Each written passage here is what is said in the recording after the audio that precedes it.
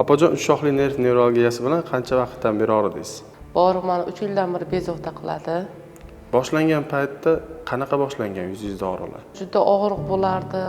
Ko'p nerv patologlarga uchradim, doktorlarga uchradim, stomatologlar qolmadi, bormagan joyim qolmadi.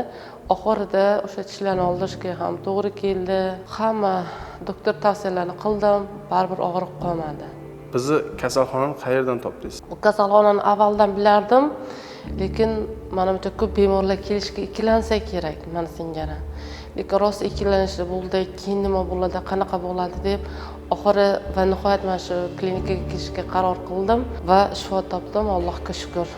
Og'riqlar ancha kamaydi. Og'riqlar yo'q, bemalol tishlarini yuvyapman, bemalol gapiryapman. Hatto gapirmasdim, mana shu og'zimni ochsam, ocha olmasdim-da. Og'zimga ozgina cho'pag ham sig'masdi. Og'riq shunchalik darajada bo'lgan.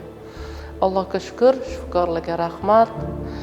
Bemorlar kelib davolanishsin, operatsiya o'tkazishsin, chiroyli hayot kechirishlarini tavsiya qilaman. Mana men bemalol gapiryapman, turdim, kecha operatsiya bo'lgan, bemalol suhbatlashyapman, ovqat yeyapman bemalol. Ham barcha shifokorlarga rahmat aytaman. Klinika rahbariyatiga, barcha xodimlarga rahmat aytaman. O'zingizga o'xshab shu dardni davosini izlab yurgan bemorlarga nima maslahat bergan bo'lardingiz? Bu og'riqni tasavvur qilish qiyin, faqat bemor o'zi tushunadi. Bu og'riq o'ta kuchli og'riqlardan biri hisoblanadi. Lekin aytdim, mana shu joyga kelib ikkilanmasdan kelishni tavsiya qilaman. Men ham avvallari kelishga ikkilanganman. Nima natija bo'ladi, boshqa bo'ladi deb biroz internetda kuzatardim. Faqat mana shu Chinobod faiz borsam nima bo'ladi deb ikkilanardim, lekin zo'r. Xudo xolisa natija yaxshi. Bemalol ikkilanmasdan kelaverishsin.